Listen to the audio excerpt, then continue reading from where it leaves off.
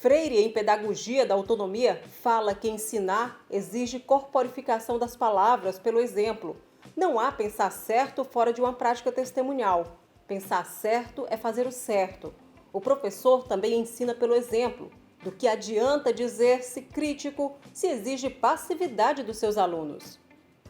E nessa perspectiva de ensinar pelo exemplo, foi desenvolvido um processo educativo na disciplina Práticas Educativas em Saúde, ministrada no 2º ano de enfermagem da Universidade Estadual do Mato Grosso do Sul. Ali foi um cenário favorável para o desenvolvimento de um processo educativo onde o professor deveria ensinar com fazer, isto é, os acadêmicos deveriam vivenciar cada etapa desse processo educativo de forma ativa para que assim fosse despertado curiosidades e perguntas, pois assim a aprendizagem seria mais significativa, já que eles iriam adquirir um conhecimento prévio sobre um determinado assunto. Esse seria o ponto de partida do conhecimento. Esses acadêmicos deveriam desenvolver um projeto educativo e, para isso, foram utilizadas metodologias ativas, pois elas nos remetem ao desafio de aprendermos fazendo, de sermos construtores do nosso conhecimento, de sermos protagonistas do nosso conhecimento. Foram utilizadas estratégias educacionais que focaram nas vivências e experiências dos acadêmicos nessa disciplina para a construção de um processo educativo. Eles foram os protagonistas desse processo para que, posteriormente, eles pudessem construir um projeto de intervenção educativa em saúde.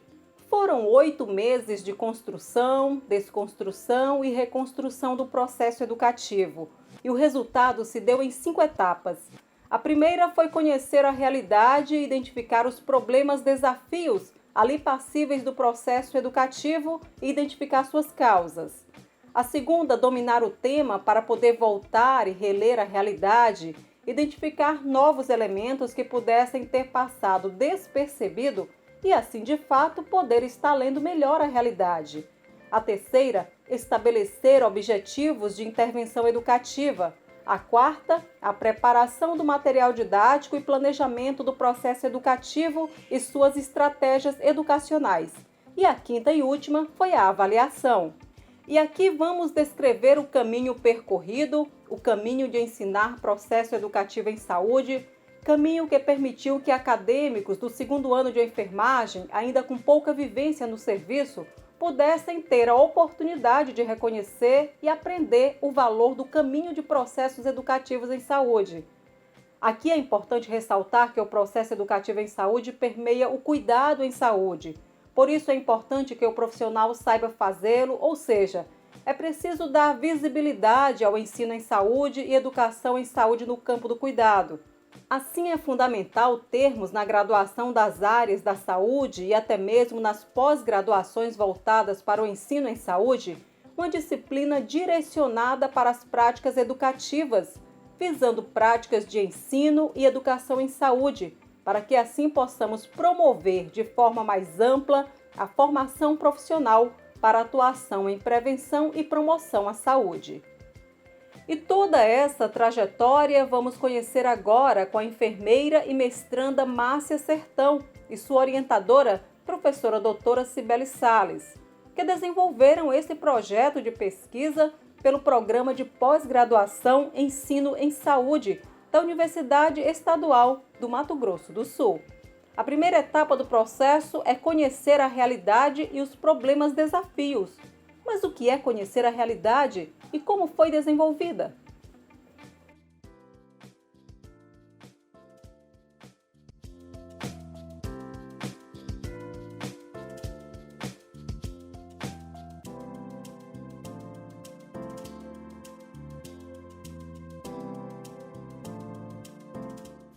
A ideia do processo foi construir um processo educativo a partir da vivência, centrado no aluno e tendo a vivência dele como base. Então, a partir do que ele fosse vivendo, ele ia trazendo a pergunta, a curiosidade, por que isso? Por que fizemos dessa forma? Para que serve? E nesse momento a gente faria o aporte teórico, a provocação para o estudo, para fazer essa reflexão, tanto trazendo respostas para suas perguntas, quanto permitindo com que ele avaliasse o processo que estava vivendo. Então, numa lógica de um processo onde fosse o aluno protagonista desse processo de ensino-aprendizagem, né? E não que a gente trouxesse algo pronto a partir de algo que ainda ele não tinha demandado, de uma necessidade que ele não tinha apresentado. Então a gente foi tentando construir nessa perspectiva. E aí tentando ser o tempo todo coerente com aquilo que a gente acredita e que a gente pensou para esse processo, que é o quê? A gente precisa pensar no processo educativo que parta da realidade, da necessidade do outro, para que faça sentido para o outro. Não é algo que eu quero ensinar, que eu quero que seja aquela realidade daquela forma, mas onde esse outro está junto, né? Não estou falando para alguém, estou falando com esse alguém. Junto vamos ler essa realidade, vamos entendê-la, vamos pensar num processo de intervenção, vamos modificá-la, vamos transformá-la, vamos olhar para ela de novo e pensar outros jeitos de estar nesse mundo, de estar nesse lugar, nesse serviço, nessa comunidade. Então foi nesse processo que a gente foi pensando, e nessa lógica a gente pensou, tanto o que eu vou fazer com ele precisa ser coerente, ou seja, eu não posso querer que esse acadêmico, que esse futuro enfermeiro faça um processo dialogado, faça algo a partir de construir com o outro, se eu, enquanto educadora, faço uma aula pensando na minha perspectiva, sem levar o outro em conta e transmitindo simplesmente, é isso que é para fazer. Então foi nesse processo de avançar na coerência do que a gente fala e do que a gente faz, né, do que Freire diz, né, do desafio de diminuir sempre a distância entre o que a gente, né, fala, o discurso, e a nossa prática. E também pensando que a gente gostaria que esse aluno tivesse o tempo todo como protagonista a partir do conhecimento prévio dele, a partir da demanda dele. Então, olhando nessa perspectiva, a gente construiu esse processo educativo. Quando nós pensamos em desenvolver esse processo de ensino, onde esses alunos eles deveriam construir um projeto de intervenção educativa, pensamos na importância de cada um deles vivenciar essas etapas construídas. E quando pensamos nessa primeira etapa, que é conhecer a realidade, nos veio a ideia de que deveríamos educar pelo exemplo, pois assim é possível manter essa coerência do falar e do fazer. Só ensinar baseado em teorias iria fugir do nosso propósito, visto que nós iríamos trabalhar com a construção do conhecimento, mas através das metodologias ativas. A ideia era que os alunos eles pudessem vivenciar primeiro para depois criar sua proposta de intervenção educativa. Dessa maneira, em nossa compreensão, os alunos eles iriam poder olhar para a realidade dos serviços quando eles fossem para os seus campos de estágio, de prática, né, de uma maneira mais ampliada, pois eles já teriam passado por essa experiência como protagonistas desse processo e não mais como sujeitos passivos na vivência de conhecer uma realidade, de fazer um diagnóstico. Também achamos importante ensinar através de uma educação horizontal, que é aquela aprendizagem entre o professor e o aluno, sem essa ideia de que só o professor detém o conhecimento e somente o aluno aprende.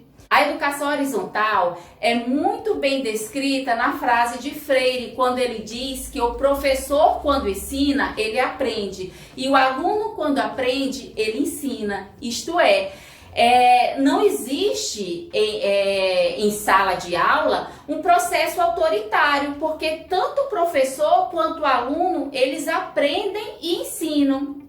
E a educação informal, ela também é válida, que é aquela educação que vem do amigo, que vem dos pais, que vem da sociedade onde ele está inserido. Enfim, o conhecimento ele pode vir de qualquer lugar. Quanto mais fonte de aprendizagem eu tiver, mais o nosso olhar será ampliado. E com isso adquirimos mais conhecimento e experiência também. Freire nos diz que ninguém educa ninguém, tampouco a gente se educa sozinho. Os homens, eles se educam entre si, mediados pelo mundo. Então, nessa perspectiva, a gente partiu de vídeos disparadores iniciais. Por quê? E nessa busca de coerência a gente pensou, preciso conhecê-lo. Se a primeira proposta é com que a gente pense, né, o diagnóstico da realidade, que ele saiba com quem ele está fazendo o processo educativo, ou seja, eu preciso conhecer onde eu vou realizar e construir com esse outro, eu preciso fazer isso também. Então a gente, com vídeos que permitiam com que eles conversassem, contassem deles, fizessem entrevistas, mas ao mesmo tempo ele ia fazendo uma vivência, porque a partir do momento que ele estava entrevistando um amigo, que ele estava construindo um questionário, preparando, né, as questões para uma entrevista, ele estava vivenciando estratégias que permitiriam ele depois conhecer a realidade, para ele realizar o processo educativo e o projeto, né, de intervenção educativa que ele estaria construindo na disciplina. Então, ao mesmo tempo que a gente foi fazendo o processo de conhecê-lo, ele ia vivenciando as ferramentas, digamos assim, para conhecer uma realidade. Então, nesse processo, a gente foi fazendo esse diálogo entre a parte, né, do educador, né, nós, nesse processo, e o que a gente gostaria de estar ensinando. Na verdade, eu fiz esse roteiro, tá? Então, nesse roteiro aqui, com apenas 6 perguntas, vocês vão me responder e mandar para mim essas respostas. Então, o que é que eu estou perguntando aqui para vocês? Eu quero que vocês me respondam. Se vocês têm ideia de qual área da enfermagem vocês gostariam de trabalhar, o que chamou a atenção de vocês para essa área? Todos vocês moram aqui em Dourados? Como vocês programam os encontros para as atividades em grupo? Fale um pouco das dificuldades encontradas para a organização dos encontros para desenvolver esses trabalhos em grupos, caso vocês tenham essas dificuldades. Qual é mesmo a faixa etária do grupo de vocês? Só essas 6 perguntas eu quero que vocês me respondam e enviem para mim, tá? Posteriormente vocês vão ter outro vídeo, mas vocês só vão abrir e me dar o retorno desse vídeo após responderem essas perguntas. Então, a partir do movimento que a gente ia disparando o vídeo e eles também foram fazendo as atividades e filmando, então eles tinham o vídeo mandando pra gente, então a gente ia conhecendo também a realidade deles, identificando os desafios, qual a necessidade do grupo e as dificuldades que eles iam tendo nesse processo das atividades que eles iam realizando para que a gente pudesse ir dando suporte nesse processo. E aí a gente ia ajudando na lógica que a gente acredita, né? Que é o quê? Com que ele precisa identificar os problemas, identificar as causas, aprofundar o tema, pensar na intervenção, avaliar e fazer esse processo de forma contínua, não estanque. O que vocês entendem por educação e saúde? Eu entendo que é você passar aquilo que a gente está aprendendo, no caso, como se cuidar, tem que fazer, não sei, Tipo, transmitir o conhecimento que você tem para os outros. Você sabe para outras pessoas. Você vai ensinar como que você tem que fazer na sua casa, na sua vida, no seu dia a dia, para você cuidar da sua saúde. É isso. Vocês já fizeram algum processo educativo? Caso tenham feito, na opinião de vocês, foi bom ou não? O efeito desejado foi atingido? A gente não teve oportunidade de a gente estar no H1, então a gente não tem essa parte de ensinar. A gente faz mais, né? Uma coisa mais na prática mesmo, mais na técnica. Vocês já participaram de um momento de educação em saúde como espectador? Foi útil para vocês? Caso não tenha sido, me digam porque não foi. Sim, na escola. Eu tive palestra de prevenção da gravidez e adolescência. A gente tem que higiene pessoal, higiene geral também, higiene oral. A gente ganhava escova de dente. Fazia bochecha, escovação. Foi útil, sim. sobre drogas. Drogas. Tem bastante coisa. É isso. Pode parar. Qual é a sua idade? 21 anos. De onde você é? Eu sou de Naviraí. E com quem você mora? Eu sou de Naviraí, mas agora eu tô morando aqui em Dourados, moro sozinha aqui, na Vila Aurora. Como que você escolheu a enfermagem? Na verdade eu não escolhi, eu queria fazer outro curso, queria fazer medicina, mas aí eu passei no SISU, aqui em Dourados para enfermagem, vim fazer. Passei em fisioterapia, só que aí era em Campo Grande, era mais longe, também não era um curso que eu tava muito afim. Aí eu vim pra onde era mais perto da minha casa, que era aqui em Dourados. Mas eu tô gostando do curso, mas eu ainda espero me encontrar, que eu ainda não me encontrei. Conta um pouco mais da sua história de vida pra gente. Tá, sempre morei na minha cidade, na Viraí, com a minha família. Fiz ensino médio, terminei o ensino médio, fui estudar cursinho em Umuarama. Aí fiquei 2 anos lá prestando vestibular para medicina, não deu certo. E é isso basicamente, não tem muita coisa para falar. Agora eu tô aqui, Dourados. E é isso, tô gostando, é legal. Tchau! Então, nesse processo, o que a gente foi fazendo?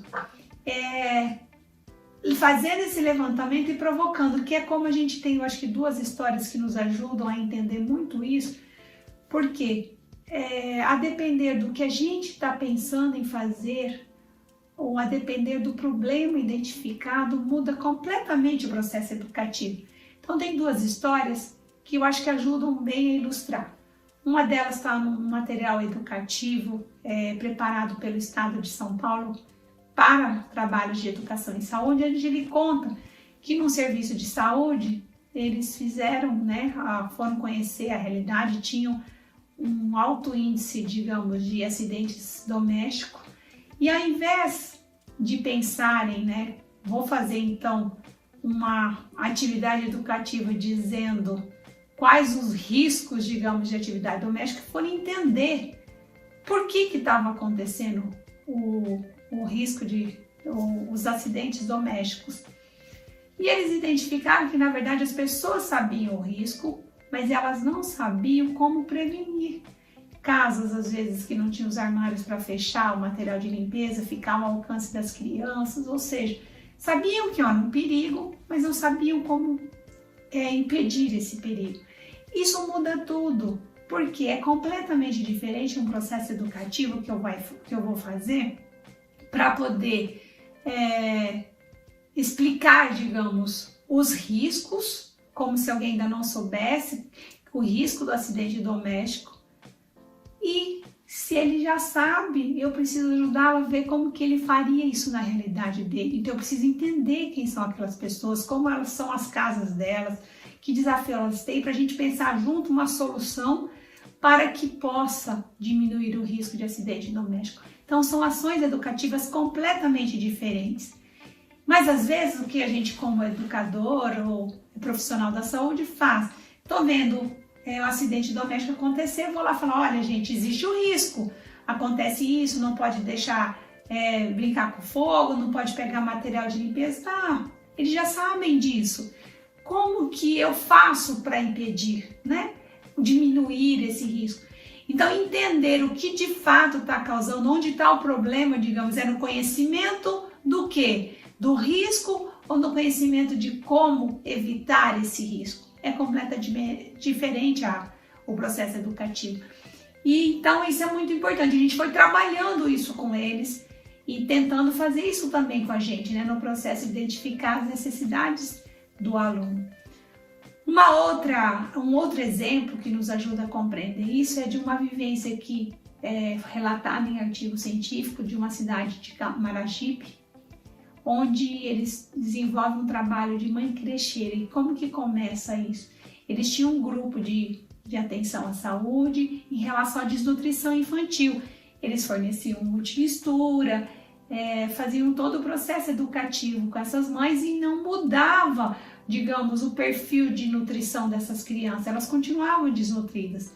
E depois de muito tempo, eles falaram, olha, vamos ver o que está acontecendo, por que não funcionam as nossas ações de educação em saúde, as nossas ações para modificar o quadro de desnutrição.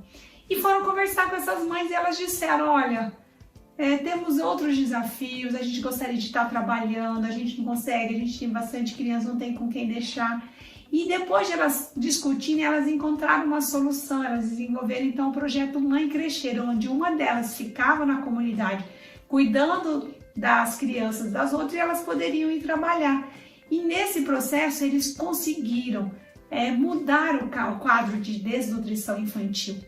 Mas então, assim, enquanto eles estavam pensando que era uma questão de informação, eles não conseguiram avançar muito.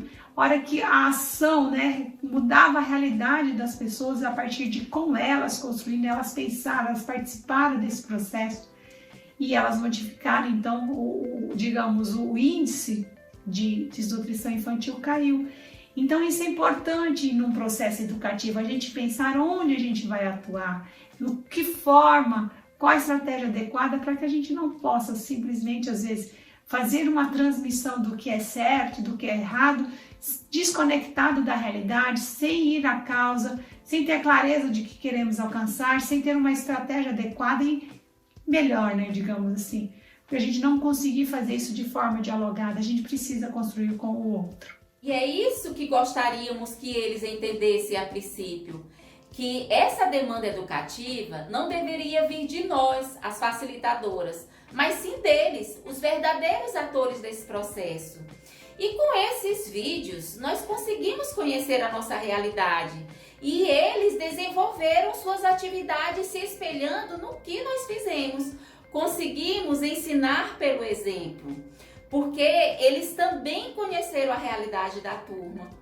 Eles fizeram um diagnóstico na prática e após essa vivência, nós teorizamos em sala de aula o que é um diagnóstico da realidade, o que é conhecer uma realidade. E finalizamos assim a nossa primeira etapa e podemos construir nossos objetivos iniciais após conhecer os nossos alunos com suas potencialidades e fragilidades. Nessa perspectiva, a gente trabalha muito ancorado no que David Ausubel fala em aprendizagem significativa, né? Que a gente precisa, enquanto educador, criar o subsussor nessa estrutura de conhecimento do aluno para que o que ele vai aprender faça sentido. Então, eu preciso conhecer o conhecimento prévio desse aluno e se ele não tem conhecimento prévio sobre aquilo, eu preciso criar uma situação de aprendizagem que possibilite ele conhecer para que ele possa, o conhecimento fazer sentido para ele. Então, nessa lógica, a gente foi construindo aquilo que ele não tinha vivenciado. É um aluno de segundo ano, eles estavam começando aulas práticas, indo ao serviço de saúde, conhecendo. Então, às vezes, a gente trabalha um processo de intervenção educativa nos serviços de saúde, sem nunca ter ido a um serviço de saúde. Como faz isso? Então, a gente foi criando um processo, primeiro ele vivenciando entre eles a possibilidade de conhecer um ao outro. Quando eles vão para o serviço, eles vão fazendo o relacionamento com essa equipe, levantando informações. Então eu vou ajudando, né, enquanto essa disciplina, nós vamos construindo a possibilidade de criar esse subsussor para que o aprendizado fizesse sentido, ou seja, para que não fosse mais uma disciplina de processo educativo sem que fizesse o menor sentido onde eu vou usar isso, de que forma, né? Então foi nessa lógica de que o processo fizesse sentido para o aluno o tempo todo e a partir daí sendo provocado principalmente pela vivência. Então vai fazendo, identifica os desafios, aprofundamento teórico, volta e reolhe e aí vai construindo então, e a gente como educador construindo situações de aprendizagem que possibilitem esse movimento. Que não seja algo desconectado desse aluno, que não faça sentido para ele. Ensinar não é transferir conhecimento, mas criar possibilidades para a sua própria produção e a sua construção.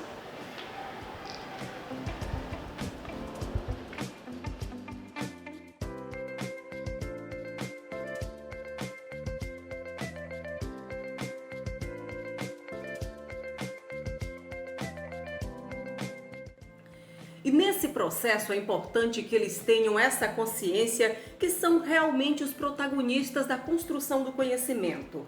Paulo Freire disse que ensinar não é transferir, mas sim criar suas próprias possibilidades. Bem, concluindo essa primeira etapa, partiremos para a segunda, que é dominar o tema. Mas o que seria isso, hein? Nesse processo é muito importante dominar o tema. Por quê? Se eu não conheço sobre aquilo que eu estou olhando, eu não consigo ver, não consigo enxergar aquilo que eu estou olhando. Então, nesse processo, o aprofundamento teórico é muito importante. Um exemplo, em outras atividades que a gente realizou, uma equipe de alunos do segundo ano, nessa disciplina de práticas educativas em saúde em anos anteriores, eles pensaram uma intervenção para orientar os colegas de sala em relação ao sono, né? Porque o sono, eles estavam vendo que estava alterando o aprendizado dos alunos e eles queriam saber se os alunos estavam dormindo bem ou não. E aí, muitas das questões eram: você dorme bem? Sim, mas... Não, mas e aí, o que isso quer dizer? A gente foi problematizando com eles. Se eu não sei o que perguntar, eu não consigo avaliar se o outro dorme bem ou não. Então, eu preciso saber o que é um bom sono e eu preciso dominar isso. Então, eu preciso saber, olha, o sono envolve 8 horas de sono, precisa, sei lá, não ter luz naquele ambiente, o melhor sono é durante o período noturno, né? Não ter um celular do lado, enfim. Tudo que eles vão conhecendo vai permitir que ele pergunte para o outro. Ao invés de perguntar, você dorme bem ou não, ele vai perguntar, quando você vai dormir, seu quarto tá como, né? É escuro, claro? Que hora que você dorme? Quantas horas de sono você tem? Você fica no celular na hora que vai para a cama? Ou seja, tudo aquilo que pode interferir, mas se você só sabe isso, se você entende do processo do sono, o que interfere no sono, o que faz ter uma boa qualidade de sono. Então é nesse sentido que o aprofundamento teórico, né, faz com que você volte para a realidade e consiga reolhá-la. Então a gente foi provocando nesse desafio. Então eles estavam conhecendo a realidade, mas precisavam, a partir dos problemas que vão surgindo, o que é isso, como é isso, o que eu preciso olhar? Eu preciso ler sobre esse tema. Eu ainda não defini, digamos assim, o que eu vou fazer de processo educativo, mas eu preciso, para ler a realidade e compreendê-la, entender o que eu estou olhando. Então eu tenho que estar sempre voltando e estudando sobre o que vai aparecendo. Então, se eu estou olhando para uma estratégia de saúde da família, eu preciso saber como essa estratégia de saúde da família funciona. Se eu não souber, digamos, o que preconiza a legislação sobre estratégia de saúde da família, eu não consigo ver que desafios ela está enfrentando na realidade, porque eu não sei como ela deveria ser. Então é nesse desafio. Então a gente foi provocando o tempo todo eles fazendo, avançando para essa leitura, né? Como que eu consigo voltar e olhar para a realidade e perguntar o que está acontecendo, o que mais que eu não vi, que problema que aqui tem que eu não tinha visto, porque ele volta a ler, volta a olhar para a realidade, volta a aprofundar no tema, nos desafios, nos problemas, aquilo que ele vai encontrando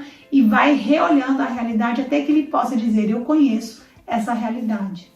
Aqui nós trabalhamos da mesma maneira discutida anteriormente, em que o aluno ele é o protagonista do seu conhecimento. E para trabalhar a segunda fase, que é dominando o tema, inicialmente nós os dividimos em grupos e pedimos para que cada grupo desenvolvesse um texto sobre um determinado assunto de interesse deles, né? Um assunto voltado para a saúde. E esse texto ele deveria ser construído sem nenhum tipo de pesquisa, seria apenas com o seu conhecimento prévio, né? Com o conhecimento prévio que cada um deles tinham. E assim eles fizeram. Tivemos temas voltados para planejamento familiar, diabetes gestacional, dengue, CAPS, enfim. Após a construção desses textos, usamos a técnica de manuseio de massa de modelar. Nessa técnica, colocamos à disposição dos alunos a massa de modelar de diversas cores e pedimos para que eles materializassem aquele texto por meio de modelagem. E posteriormente, quando eles tivessem feito essa criação, né, eles pudessem apresentar essas modelagens, esses desenhos, para os outros grupos, explicando o porquê daqueles desenhos, o que aqueles desenhos representavam. Logo em seguida, foram entregues a cada grupo artigos científicos referentes aos seus temas para que eles pudessem ler e, diante da leitura, construir novas modelagens, caso eles achassem pertinentes. Agora, com um olhar mais ampliado, visto que os artigos lhes deram mais amplitude sobre o assunto estudado, agora com diferentes olhares vindo daqueles autores. E finalizamos apresentando seus produtos, aos demais grupos, e ali também foi um momento de estimular, a realização de contribuições mútuas, sobre aquilo que estava sendo compartilhado entre os grupos.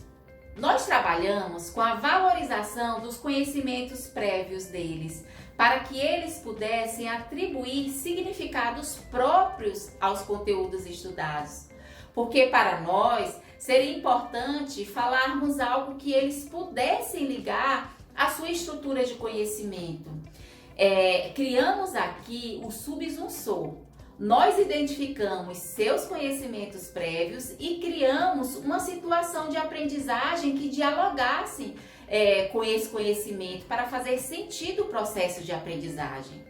Acho que nessa etapa fica muito evidente aquilo que a gente acredita, Você vai vendo na fala dos alunos o quanto, quando a aprendizagem é significativa, quando ele vê sentido, o quanto isso é transformador, ou seja, leva à busca de conhecimento, como quando a acadêmica relata que o interesse por climatério é desencadeado pelos desafios que a mãe e a vizinha estão vivendo. Isso faz com que ela busque conhecimento teórico para ajudar nesse processo. Então, é nessa lógica que a gente tem buscado trabalhar nessa disciplina, onde ele vai sendo provocado a partir dessa realidade e ele vai olhando e fazendo esse aprofundamento teórico para responder essas questões, esses desafios que vão vindo da vivência. Quando a gente pensa em educação em saúde, ou então promover uma ação de educação em saúde, eu penso em direcionar para uma população. E eu pensando o seguinte, que eu tenho que mudar alguma coisa dentro da minha comunidade, Pensando na minha realidade, dentro da minha casa, eu tenho a minha mãe que está passando por esse período. Só que, até eu começar a aprender sobre climatério, nós, nem eu nem ela, sabíamos nada sobre isso. Então, para ela tinha entrado somente na menopausa. E veio junto com esse período, todas aquelas alterações hormonais, emocionais, os calorões que são os fogachos, a diminuição do libido, o ressecamento. Então, isso ela não tinha orientação nenhuma. Aí, então, eu pensei, por que eu vou deixar? Quem é que vai falar para essas mulheres? Se ninguém um dia se despertar para falar para elas, quem é que vai falar? Vai continuar todas as mulheres na mesma situação que a minha mãe se encontra. Não só a minha mãe, mas, por exemplo, a minha vizinha, que também está passando pelo mesmo processo. Então, eu fiz, os meus desenhos foram uma tentativa mais ou menos falha, ou não sei, assertiva, de fazer emojis, que demonstrasse todo esse período que elas passam, que é de muita dúvida, de incerteza, de medo, de desvalorização, porque elas pensam que elas já são inválidas, não vão poder gerar mais, que elas já não são ativas sexualmente como era antes, o que está acontecendo, não tenho mais vontade, está doendo porque está ressecado.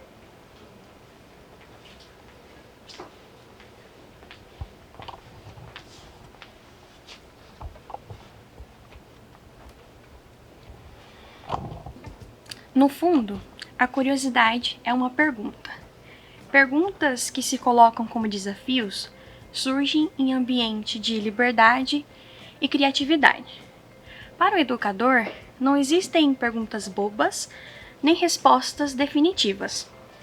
A atuação do educador não deve ser de castrador da curiosidade do educando, desrespeitando a pergunta que germina do movimento interno do ato de conhecer.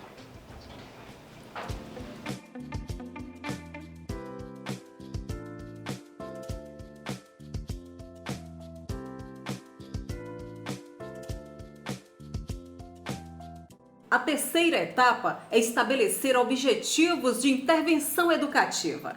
Acho que a parte de construção de objetivos foi a parte mais desafiadora para eles, assim.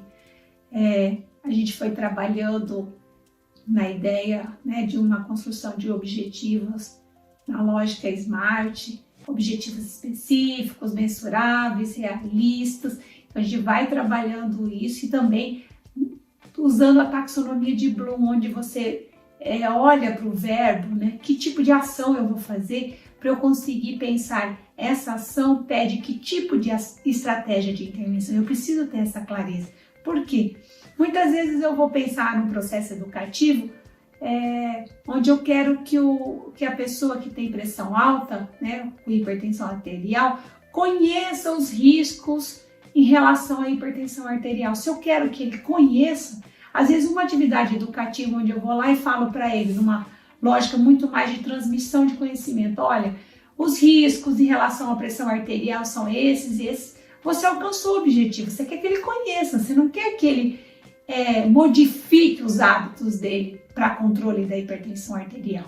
Então isso é importante, saber o que de fato você quer enquanto ação. Se você quer, enquanto profissional, por exemplo, enfermeiro de um serviço de saúde que acompanha pacientes portadores de hipertensão arterial, que ele inclua, digamos, hábitos saudáveis, que ele modifique a alimentação, inclua atividade física para que ele tenha controle dessa hipertensão arterial, provavelmente, né, você vai fazer um processo educativo muito mais longo e contínuo e onde só contar os riscos, nesse caso, não resolve. Se quer transformação, você vai precisar de várias outras estratégias ao longo do tempo, um acompanhamento desse usuário do serviço, para que você consiga ajudá-lo na reflexão e facilitar para que ele faça adesão de medidas, né, de controle da hipertensão não farmacológica, né, de mudanças de comportamento. Então isso é muito importante. Então a gente foi fazendo isso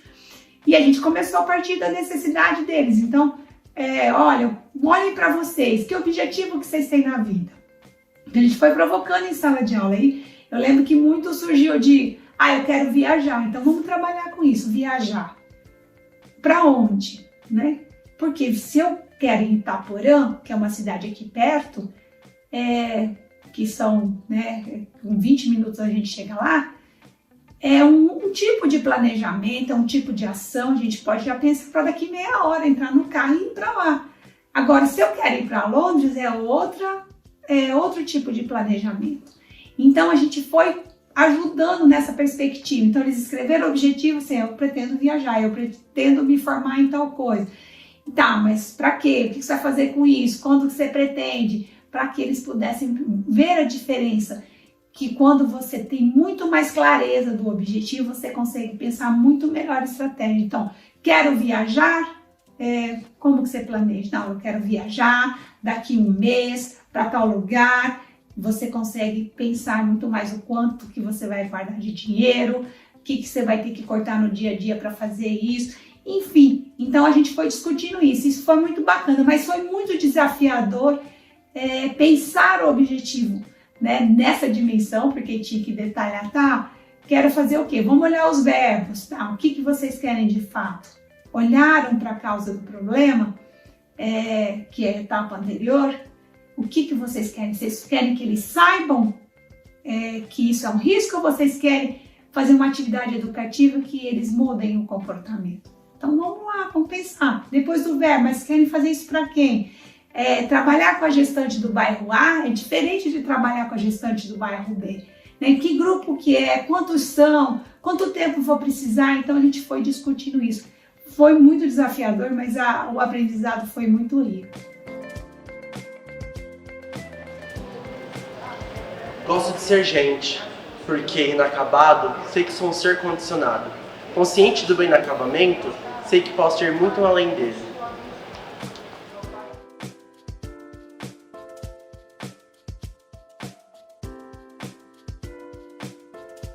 A quarta etapa é a preparação do material didático, o planejamento e estratégias educacionais.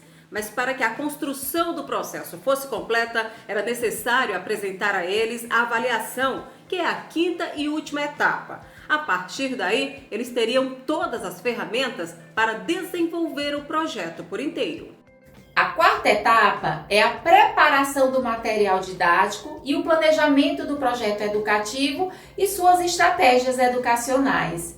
E nesse processo de construção do projeto educativo, eles tinham que descrever suas estratégias educacionais que iriam desenvolver com o seu público. E a base para isso foram as estratégias vivenciadas e aprendidas por eles durante a disciplina. Nós utilizamos estratégias educacionais no formato de processos pedagógicos ativos. Utilizamos oficinas, situação-problema, TBL, roda de conversa, simulação, relato de experiência, enfim, foram 19 encontros onde utilizamos várias estratégias, né? Então, eles tiveram um leque de possibilidades para desenvolver essas estratégias educacionais. E claro, durante o processo nós fomos dando o suporte necessário frente às estratégias escolhidas por eles. Porém, para que a construção desse processo fosse completa, era necessário apresentar para os alunos primeiro a avaliação, que é a última etapa, pois assim eles teriam todas as ferramentas para desenvolver o projeto educativo. Então foram apresentados a eles os tipos de avaliações educacionais, as avaliações somativa, diagnóstica e formativa. A quinta etapa e a última etapa é o processo avaliativo. É claro que a gente faz a avaliação todo o processo, ou seja, quando eu estou fazendo o diagnóstico da realidade, eu olho para ela, olha o que eu não sei ainda aqui, eu preciso ler mais sobre isso. Você está fazendo uma forma de avaliação. Então, a avaliação percorre todo o processo. A hora que eu reolho meus objetivos, que eu olho para as estratégias. Então, se eu estou executando, eu preciso estar olhando, às vezes eu vou fazer 8 encontros educativos, eu não vou esperar o 8º encontro para ver que aquela atividade não está dando certo. No segundo encontro, as pessoas não estão participando, elas pararam de vir, eu preciso ver o que está acontecendo. Então, a avaliação permeia. Mas, aqui nós estamos falando de uma avaliação na hora que termina todo o processo, né? Então, ela precisa ter uma avaliação formativa que permeia o processo e também no final, eu alcancei os objetivos, o que não deu certo, o que a gente faria diferente. Então, assim, a gente não pode, né, Freire vai dizer, eu não posso avaliar a prática sem fazer a prática sem avaliá-la. Não é possível isso. Então, é o processo, eu ajo, reflito, ajo, então eu tenho que sempre refletir, avaliar esse processo para agir novamente. Então, esse processo, apesar da avaliação permear, ele precisa ser avaliado no final. Então, muitas vezes a gente faz processos educativos sem avaliação, ou seja, sem a chance de olhar a nossa prática e modificá-la.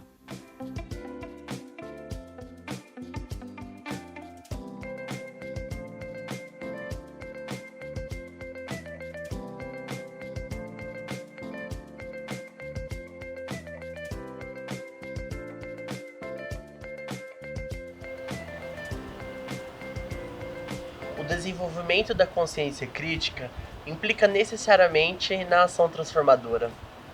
A consciência crítica complementa-se no ato crítico e criativo do sujeito. Por isso, a consciência crítica age de forma autônoma. Não apenas acredita na possibilidade da transformação, do inédito viável, age.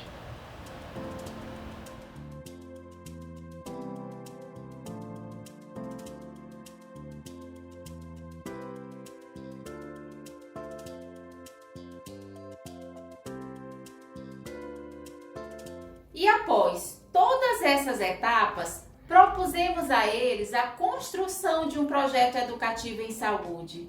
E aqui sim foi o grande desafio, colocar no papel tudo aquilo que tinham vivenciado durante praticamente um ano. Sistematizamos cada etapa através de fluxogramas, para que eles pudessem visualizar de uma forma mais didática cada etapa desenvolvida. E assim, eles construíram individualmente o projeto educativo em saúde. Nós, como facilitadoras, demos a devolutiva em cada etapa construída e vimos o quanto que isso foi importante para eles. Eles superaram os seus medos, desafios e até mesmo frustrações, mas eles conseguiram. Em Pedagogia da Esperança, Freire nos fala que a prática educativa implica ainda em processos, técnicas, fins, expectativas, desafios, tensão que permanece entre a prática e a teoria, entre a liberdade e a autonomia. Eu fico com um pouco de medo, porque é uma responsabilidade você escrever, principalmente se um dia você for aplicar aquilo. E quando eu fui fazer, porque na nossa aula prática a gente teve oportunidade de uma terça-feira só para poder coletar dados e fazer entrevista. E eu conversei com a enfermeira da equipe lá, a principal, assim, e ela falou, assim, que ela aplica muito o projeto de educação em saúde, que é muito importante, e a partir da fala dela, eu parei de pensar, meu Deus, um dia vai ser eu, o que eu vou fazer?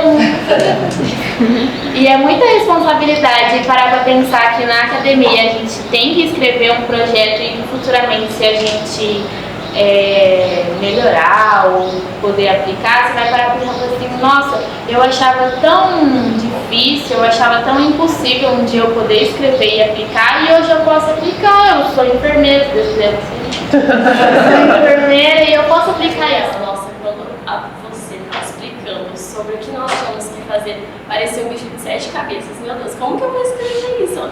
E eu ficava pensando, meu Deus, a professora falava de objetivo geral específico, e oficina, mas que oficina que eu vou fazer? Aí eu fui escrevendo e saiu. E a Márcia olhou e ela falou, não, tá bom. Então, assim, eu acho que falando só é muito difícil de você visualizar como que você vai fazer. Só depois que você começa fazendo mesmo, escrevendo, que a professora... Aí parece que a professora tem mais um material para poder explicar para você e vai fazendo sentido. Agora, assim... Parece um bicho de 7 cabeças, mas escrevendo mesmo foi simplificando e...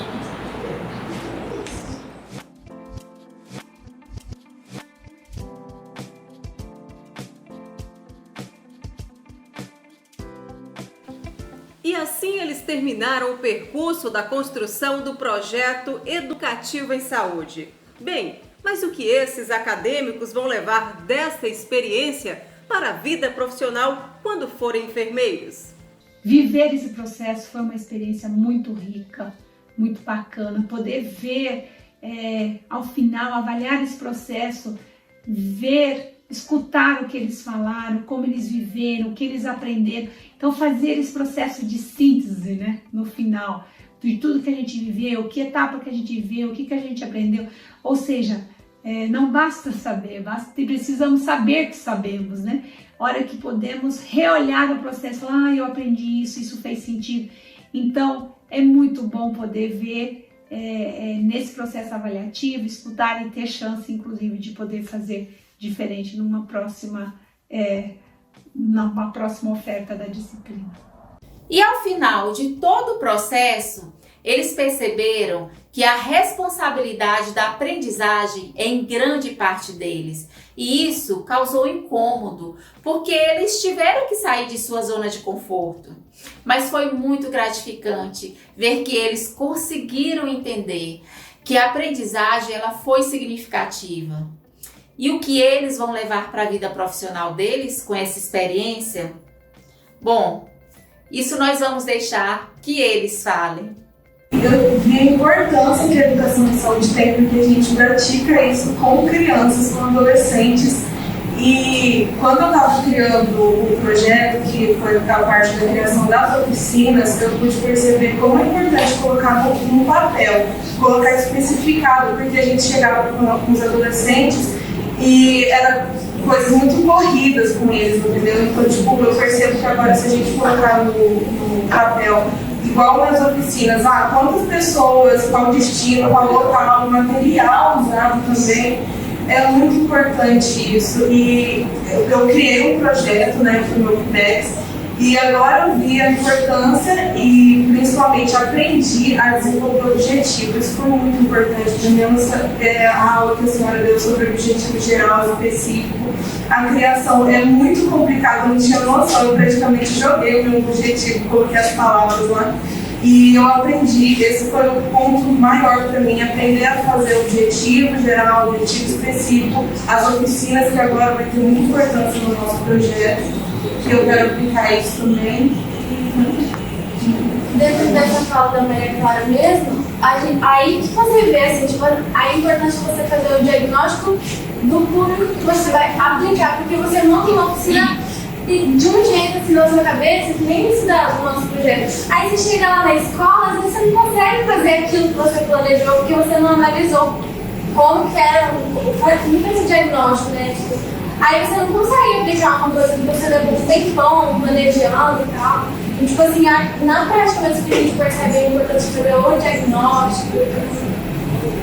Isso às vezes é tão demorado, que depois que conversa sobre a evolutiva do que a gente tinha entregado e ela desenvolveu, e eu vi que nos objetivos, eu tentei colocar nos oficinas dentro dos meus objetivos específicos, tentando montar aquilo, ela falou assim, então vamos ter que criar uma diferente. E quando eu sentei, eu falei assim, meu Deus, eu não sei fazer isso, eu chorei, aí eu me estabilizei, assim, tá, calma. Vamos tentar sistematizar, a gente enfermeiro, vamos tentar criar um processo aqui.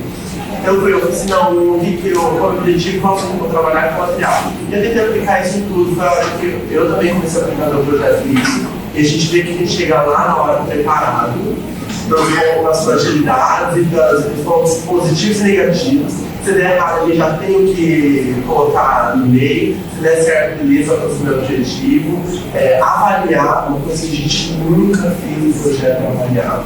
E agora no nosso projeto também, com as gestantes, né, de extensão, a gente está tentando aplicar uma avaliação final, então a Lua vai ter toda a carga-feira, a gente saber o que você quer, como foi hoje, o que você quer saber de nós.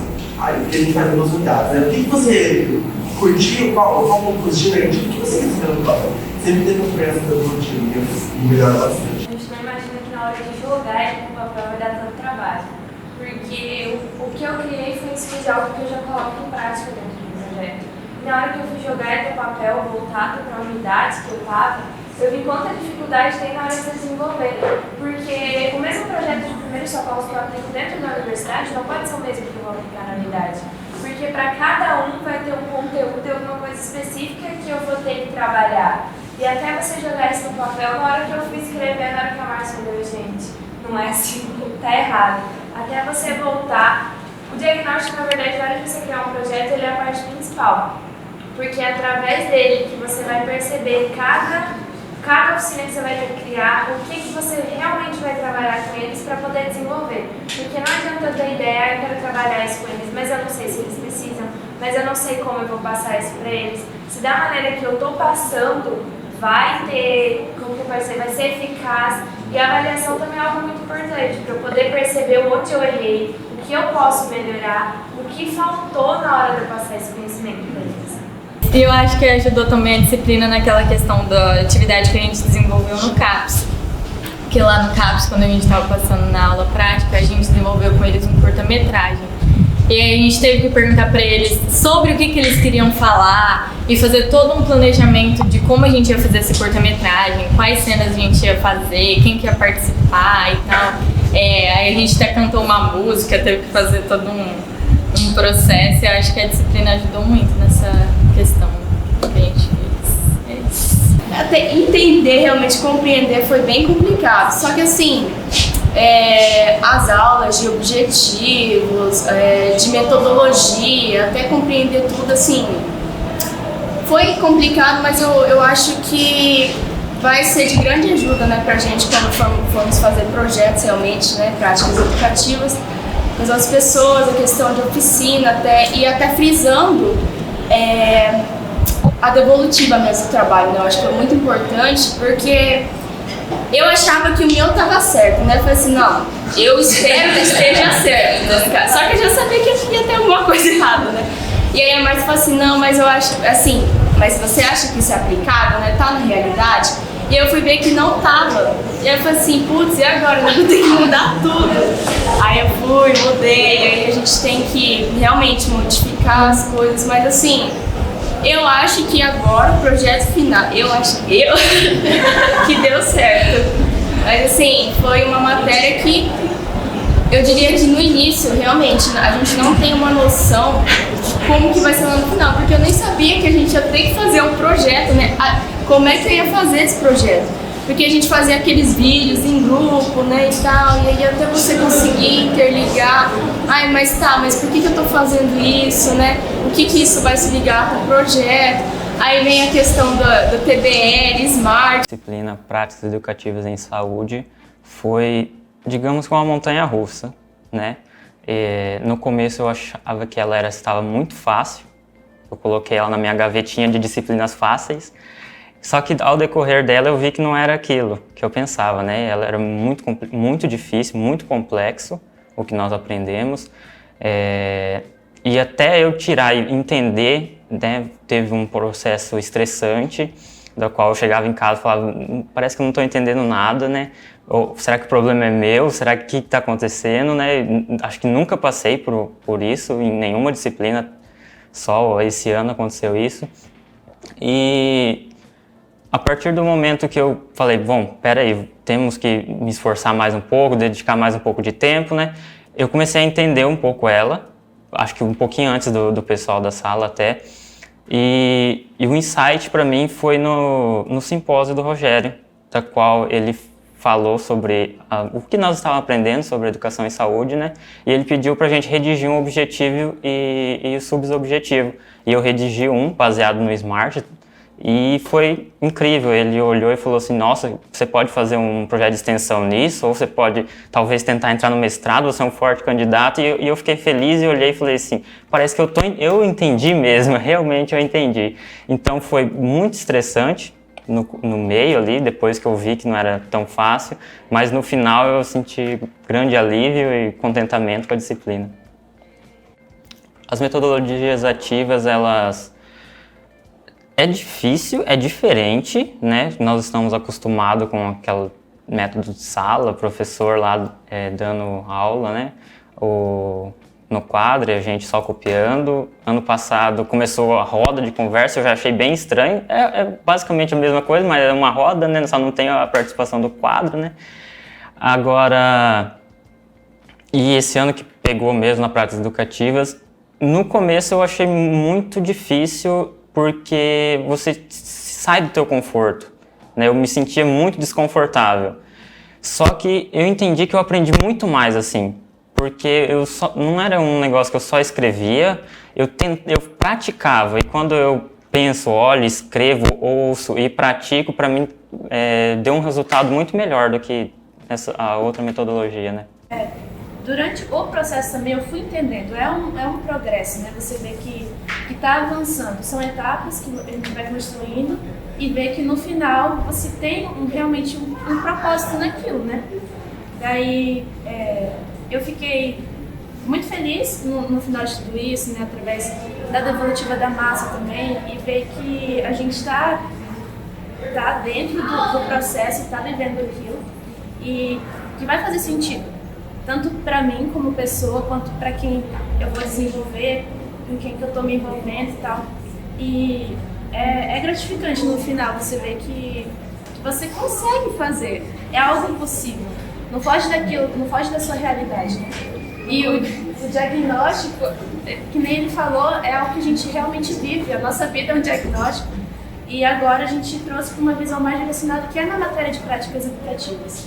Então, eu achei super importante, que nem eu estava comentando até com a Maria Rita ontem, que eu gosto dessa coisa assim de instigar o aluno a sair desse padrão, né? Essa coisa de sala de aula tradicional, eu gosto disso, porque faz a gente pensar, faz a gente construir um raciocínio crítico acerca das coisas, acerca das situações. Então, vai além de tudo isso, por exemplo, eu sou acadêmica, estou estudando enfermagem e eu quero ser enfermeira, e o enfermeiro precisa desenvolver, né, esse raciocínio crítico, reflexivo, e essa é uma oportunidade que nos permite fazer isso, né? Então, eu acho muito importante. Assim como alguns fizeram falas aqui, de que para cada um é diferente, né? A gente tem visões diferentes sobre as coisas e tudo mais, mas que a gente possa se permitir mais a ter uma visão mais ampliada das coisas. A gente precisa sair dessa caixinha, né, de tô aqui estudando, eu preciso ir além daquilo que eu tô vivenciando. E realmente é um processo árduo, não é fácil, mas que é gratificante você saber que pode fazer a diferença e contribuir na vida de alguém, sabe? E é maravilhoso entender isso. Até você entender é difícil, mas quando você entende, realmente faz sentido. É fundamental diminuir a distância entre o que se diz e o que se faz, de tal forma que, num dado momento, a sua fala seja a tua prática.